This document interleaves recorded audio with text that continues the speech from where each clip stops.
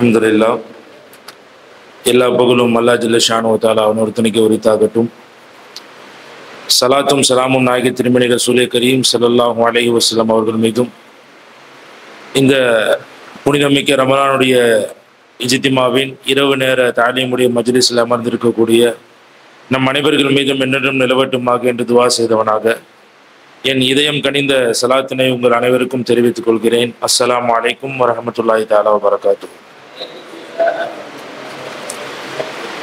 அல்லாஹ்வினுடைய கிருபையில் தொடர்ச்சியாக நம்ம குர்ஆன் ஷரீஃப்ல அல்லாஹ் ஜல்ல ஷானு தஆலா மனித இனத்தை தாண்டி உள்ள உயிரினங்கள் சம்பந்தமாக பேசிய விஷயத்தை நம்ம ஒவ்வொரு நாளும் பார்த்துக்கிட்டே வரோம். அந்த அடிப்படையில் இன்னைக்கு நாம் பார்க்க போகிற அந்த ஒரு உயிரினம் விலங்கு, இது ஒரு வீட்டு விலங்காக எல்லா மனிதர்களோடையுமே கூடவே என்ன செய்யுது, இது நம்ம கூடவே இருக்குது.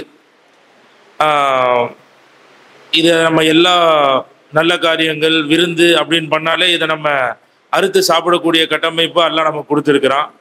ஆடு என்பதை பற்றி அல்லாஹ் ஜல்ல ஷானு தஆலா குர்ஆன் ஷரீஃபில் சொல்லிய அதன் நிமித்தம் இன்னைக்கு நம்ம அதை பார்க்குறோம். இந்த ஆடு இனம் உலகத்தில் பரவலாக பார்க்கும்போது ஒரு 300க்கும் மேற்பட்ட ஆடு இனங்கள் உள்ளதாக தகவல் இருக்கு.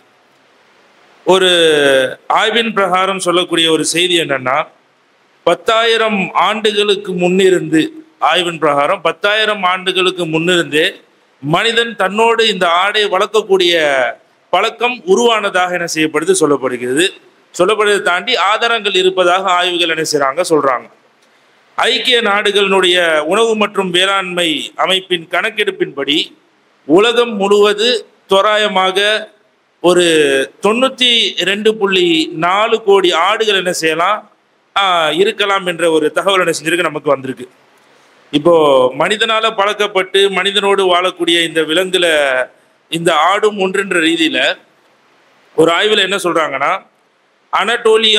அனட்டோலியாவில் இருக்கக்கூடிய சாக்ரோஸ் மலைத்தொடர் இருக்கு இல்லையா, அதுதான் இந்த ஆடினுடைய டிஎன்ஏக்களை சர்ச் பண்ணி பார்க்கும்போது அதனுடைய பூர்வீகம் அந்த நாட்டில் உள்ள இந்த மலைத்தொடர் தான் இந்த ஆடுகளினுடைய பூர்வீகமாக இருக்கலாம் என்ற ஒரு ஆய்வு அறிக்கையும் என்ன செஞ்சிருக்கு, வெளியே வந்திருக்கு. இப்போ இந்த ஆடு இனத்தை பொறுத்த வரைக்கும் ஒவ்வொரு வகை இருக்கு இல்லையா, ஒவ்வொரு வகைக்கு ஏற்ற மாதிரியும் இதனுடைய எடைகள் என்ன செய்யுது மாறுபடுது. ஒவ்வொரு வகைக்கு ஏற்ற மாதிரியும் இதனுடைய எடைகள் மாறுபடுது. இதுல தோராயமாக ஒரு 20லிருந்து 27 எடை இருக்கிறது தான் சராசரியா இருக்கு. ஆனால் போயர் ஆடு அப்படின்னு சொல்லி ஒரு ரகம் இருக்கு. அந்த போயர் ஆடுகள் மட்டும் கிட்டத்தட்ட 140 கிலோ எடை வரைக்கும் இருப்பதாக தகவல்.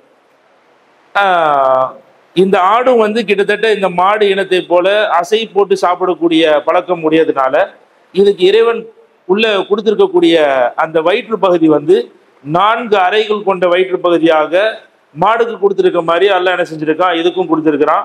அதை உள்ளுக்குள்ள வச்சு அந்த உணவை அசை போட்டு சாப்பிடக்கூடிய பழக்க வழக்கங்கள் இதுக்கு இருக்கு.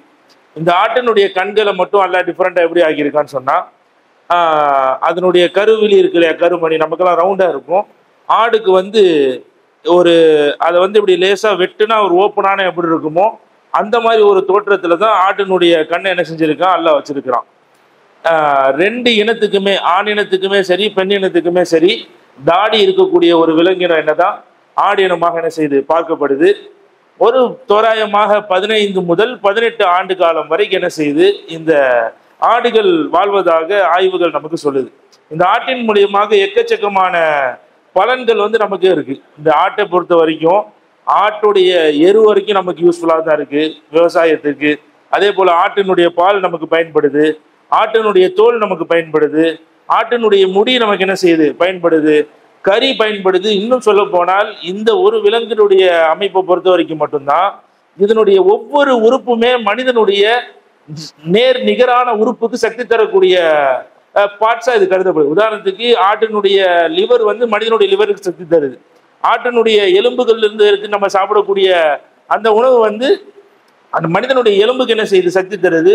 ரொம்ப தொன்மை காலத்திலிருந்து மனித இனத்துல, குறிப்பா தமிழ் கலாச்சாரங்கள்ல மனிதர்களுக்கு திருமணம் முடித்தால் அந்த புது மாப்பிள்ளைக்கு தம்பதிகளுக்கு ஊட்டச்சத்துக்காக ஆட்டினுடைய பல பகுதிகளை பகுதியாக பிரித்து கிட்டத்தட்ட 20 முதல் 40 நாட்களுக்கு வரை விருந்து வைக்கக்கூடிய ஒரு தொன்மையான அமைப்பும் நம்முடைய நாட்டில் பாரம்பரியமாக ஃபாலோ செய்யப்படுது. காரணம் என்னன்னா, ஆட்டினுடைய இறைச்சியில அவ்வளவு மகத்துவம் இருக்கு. நேருக்கு நேரான மனித சக்தியை கொடுக்கக்கூடிய தன்மையை அல்லாஹ் இதுக்கு வச்சிருக்கிறான். அல்லாஹ் ஜல்ல ஷானு தஆலா குர்ஆன் ஷரீஃப்ல வந்து இந்த குஃபார்கள் வந்து தனக்குத்தானே வந்து லூசுத்தனமா செய்து கொண்ட சில சிந்தனைகளை உடைப்பதற்காக அல்லாஹ் குர்ஆன், அவங்க என்ன நினைச்சாங்கன்னு சொன்னா, தன்னுடைய வாழக்கூடிய பகுதியில இருக்கக்கூடிய ஆடா இருக்கட்டும் அல்லது மாடா இருக்கட்டும் அல்லது ஒட்டகமா இருக்கட்டும், இதுங்களில் வந்து குறிப்பிட்ட இனம் தான் நாம சாப்பிடணும், அதுவும் ஆண்கள் சாப்பிடணும், பெண்கள் அதை சாப்பிடக்கூடாதுன்னு தனக்குத்தானே சில நிபந்தனைகளை விதிச்சு கொண்டு லூசுத்தனமா செயல்பட்டதின் காரணமாக அல்லாஹ் அதை விளக்கும் முகமாக குர்ஆன் ஷரீஃப்ல இப்படி ஒரு ஆயத்துல பேசுறான்.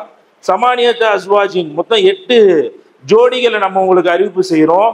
உதாரணத்துக்கு வந்து கண்டினியூ அல்லாஹ் சொல்றான், மினல் லானி இஸ்னைனி ஓ மினல் மாசி இஸ்னைனி.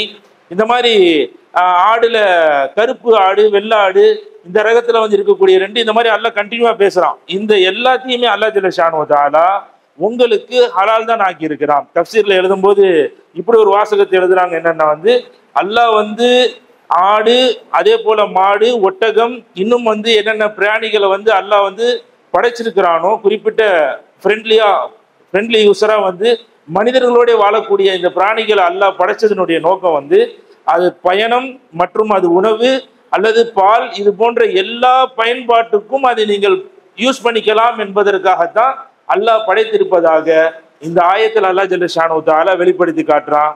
அது வெள்ளாடாக இருந்தாலும் சரி, அல்லது கருப்பாடு செம்பரி ஆடாக இருந்தாலும் சரி, அல்லது ஒட்டகமாக இருந்தாலும் சரி, அல்லது மாடாக இருந்தாலும் சரி, அதனுடைய பாலை நீங்கள் பருகலாம், அதனுடைய இறைச்சியை நீங்கள் சாப்பிடலாம், அல்லது அது மேல நீங்கள் சுமைகளை ஏற்றி நீங்கள் பயணிக்கலாம், நீங்கள் ஏறி பயணிக்கலாம் என்று எல்லா அனுமதியும் அல்லாஹ்வாகிய நான் உங்களுக்கு தருகிறேன் என்று அல்லாஹ் இந்த குர்ஆன் ஷரீஃப்ல இந்த ஆயத்துல குறிப்பாக நமக்கு பேசி காட்டுறான். அல்லாஹ் இது போல வந்து இன்னும் அடுத்தடுத்த நாட்கள்ல அல்லாஹ் இன்னும் என்ன விலங்கினங்கள் உயிரினங்களை பற்றி பேசியிருக்கிறான் என்பதை நாம் தொடர்ச்சியாக இன்ஷா அல்லாஹ் பார்ப்போம். வாஹிர் தவானா அல்ஹம்துலில்லாஹி ரப்பில் ஆலமீன். அஸ்ஸலாமு அலைக்கும் வரஹ்மத்துல்லாஹி தஆலா வபரகாத்துஹு.